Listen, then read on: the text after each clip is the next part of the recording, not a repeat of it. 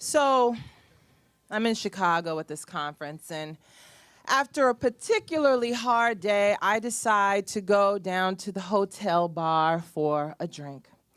And right as I sit up at the bar, this gentleman comes over to me. He's maybe in his 40s, late 30s, white guy with sandy blonde hair, a blazer and jeans, and he looks at me and he says, "Can I buy you a drink?"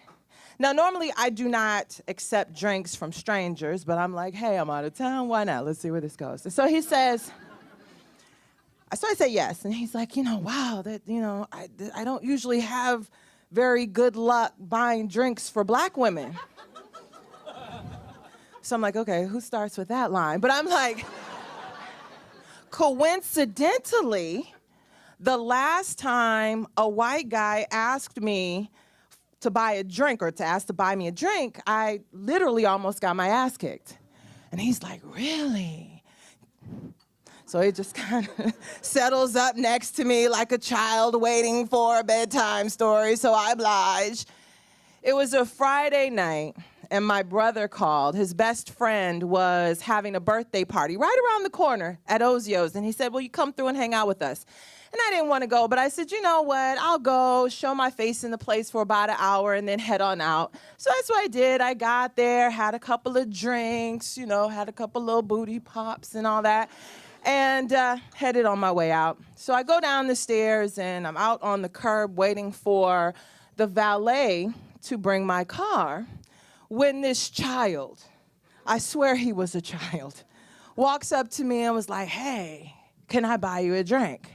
Now, this child looked kind of like Justin Bieber circa 2013, right? So he had denim jeans past his knees, a throwback jersey on, and he had his sandy blonde hair back in cornrows, like 6 cornrows.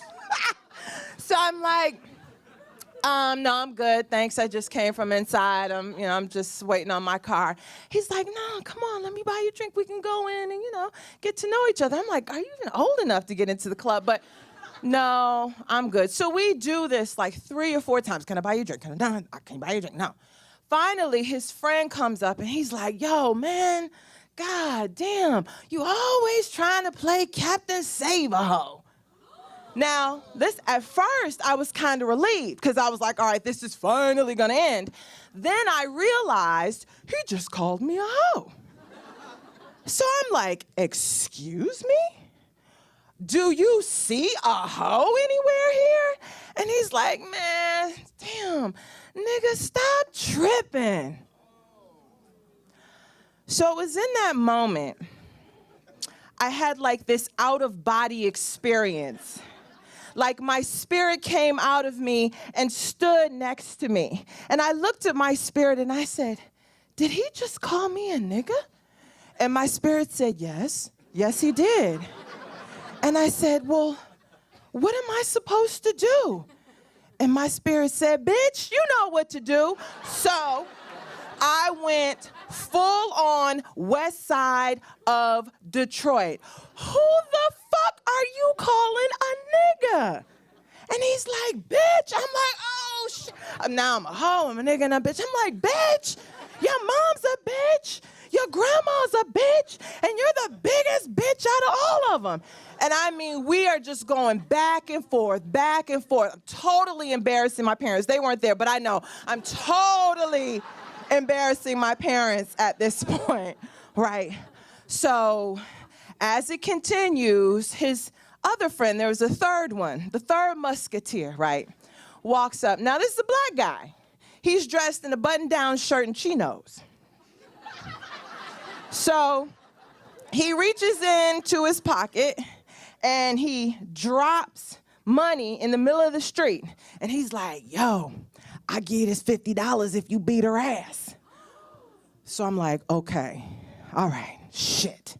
So I take my earrings off. You know what I mean? Take my shoes off. Because I'm like, I can beat one Justin Bieber lookalike, but I can't beat 2 and a black guy. So I kind of ground myself in like, okay, it's going to happen. It's going to happen. And I close my eyes and I just kind of wait for the punch to come for me. But it didn't. Instead, like an angel, out of nowhere, my brother's girlfriend appears. And she's like, hey, sis, looking at me in barefoot in the middle of M Street. Hey, sis, everything okay? No. She's like, oh, okay. So she reaches into her purse and she starts to dig around and she pulls out a pen and she hands it to me. And I'm like, okay, what am I supposed to do with this? Like write all over? I'm like, I don't know. So I'm like, well, there's nothing I can do with this. I throw the pen down and I ground myself again and I get ready. And then all of a sudden, my brother and his friends come running down out of the club. And at that very minute, finally, the valet pulls my truck up. So my brother goes, he grabs my shoes, he throws them into the car, he puts me in the car, he closes the door, and he says, go. Do not turn back, just go home. We got this.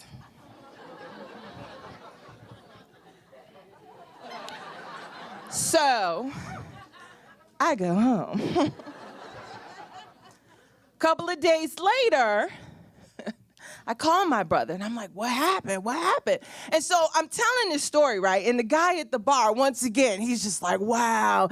And I'm like, not sure, like, is he mesmerized or is he terrified? You know, he's like, what do you think happened? And I'm like, I'm not sure. Well, actually I am. I'm pretty sure he kicked their asses. And the guy goes, no, he didn't. Like, the fuck, how do you know? He's like, I know, they didn't. How do you know? Because I am that guy. No! Yeah. No! No, that was me. And so we began to talk a little more, confirming that that was indeed him. And he said, listen, not only did he not kick my ass, but we went around the corner to another bar and we had a long talk. And that talk totally changed my outlook on so many things. Race, women, identity. And I was like, wow. I love my brother. So it was that moment then we took our 2 glasses of tequila and we clinked and drank to serendipity, to life-changing conversations, and to improved race relations. Thank you.